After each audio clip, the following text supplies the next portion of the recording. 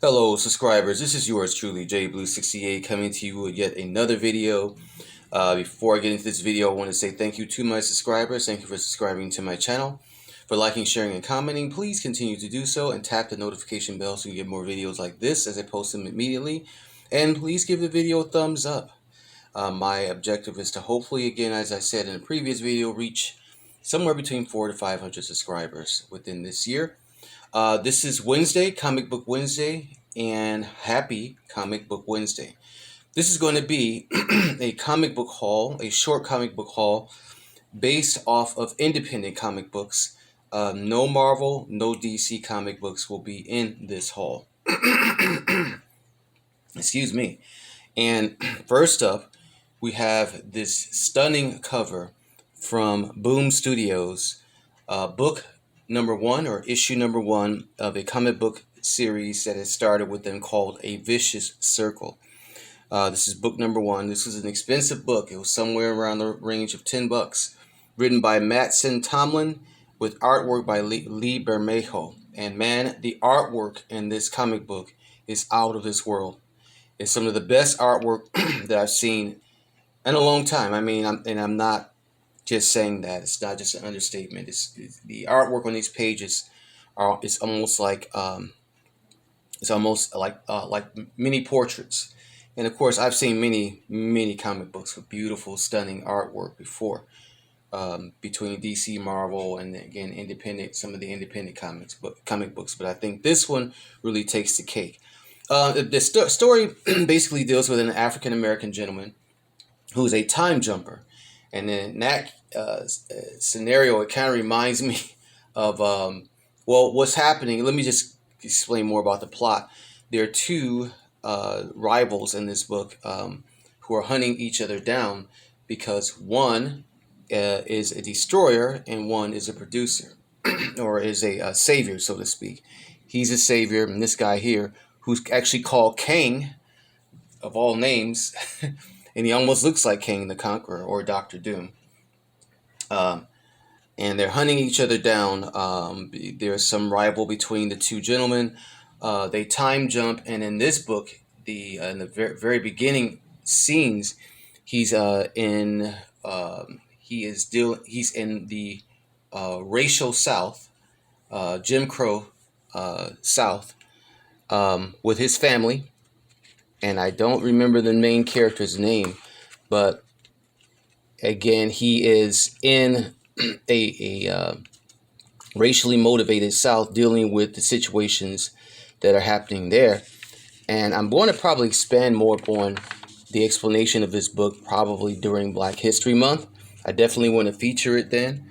The characters are predominantly black characters so far, but just to give you a preview of the pages, as I said, the artwork is phenomenal. The story kind of reminds me of, Terminator, when the Terminator was being hunted by Reese, and they were looking for the young lady in the story. What was her name? Kyle Rayner's mother. Well, if you've seen the Terminator, you kind of get what I'm talking about. It's early in the morning, so my brain's kind of jogging right now. And it's like James Cameron and Spike Lee got together and wrote a script and then put it into comic book form. And of course, you know who Spike Lee is, the director of what is it, of X or Malcolm X, and Do the Right Thing.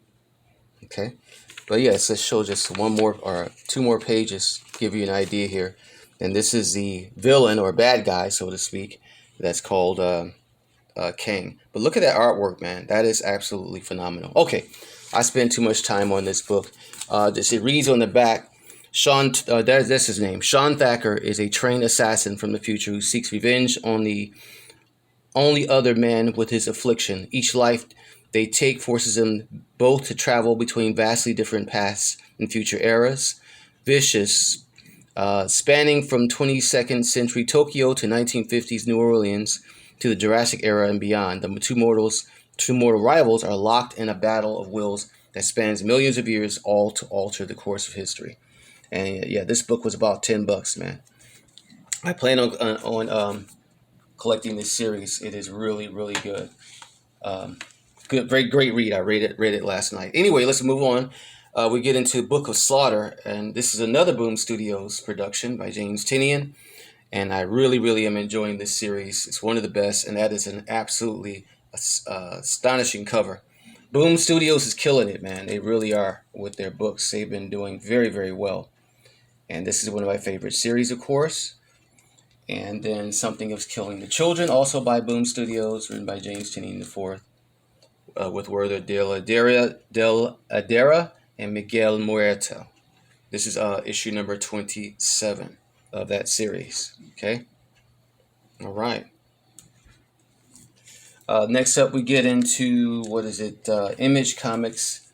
And this is DC and Image Comics collaboration, Spawn versus Batman, or Spawn Batman comic book.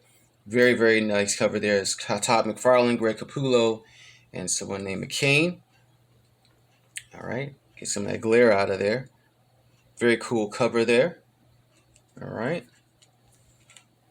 And then we get into more Spawn comics. Here's King Spawn, issue number 18, with written by Sean Lewis and Javi Fernandez. This is issue number 18. Creepy cover there. All right. For you Spawn fans, which I definitely am. Another Spawn comic book, Scorched. This is a spin-off series from Spawn, issue number 13. All right. Issue number 13, right? Yeah. And there's a 30th anniversary logo. Of course, Image started in '92. And Sean Lewis again, Steven Segovia, and Von Randall are the contributing writers and artists to this book. All right, very nice. And then another Spawn spinoff. This is Gunslinger, issue number 15. Very, very cool cover there. And good books. These are good stories too. If you're a Spawn reader, I encourage you to read these stories. This is from Image Comics. Look at that cover, man. And the cover art is astounding. That is really, really, very, very nice. And another Spawn book. Again, I'm a Spawn fan. Issue number 337 of the main Spawn storyline. And that's Rory McConneville and Carlo Barberi, writers of this and artists of this story.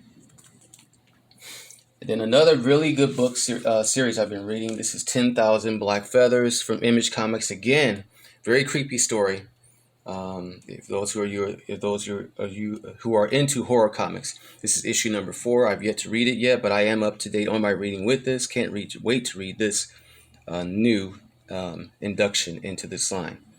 Highly recommend it, man. Again, if you're into horror comics. And then another Boom Studios. Boom Studios is pretty much dominating this haul. We only find them when they're dead, and I believe this is the final issue of this series.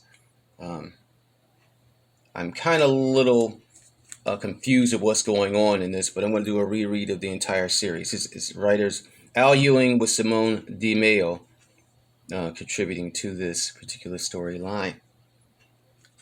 And then one of the cheapest comics I've bought in a long time. It's $1.99, issue number 1, written by Mark Millar, also from Image Comics. Mark Millar and Juanan Ramirez, issue number 1.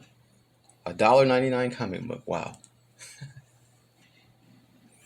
Then another Boom Studios, Berserker, Keanu Reeves, Matt Kent, issue number 11 of this series. And the final issue comes out next month in March. Not next month. Next month is February. The final issue of this series comes out in March.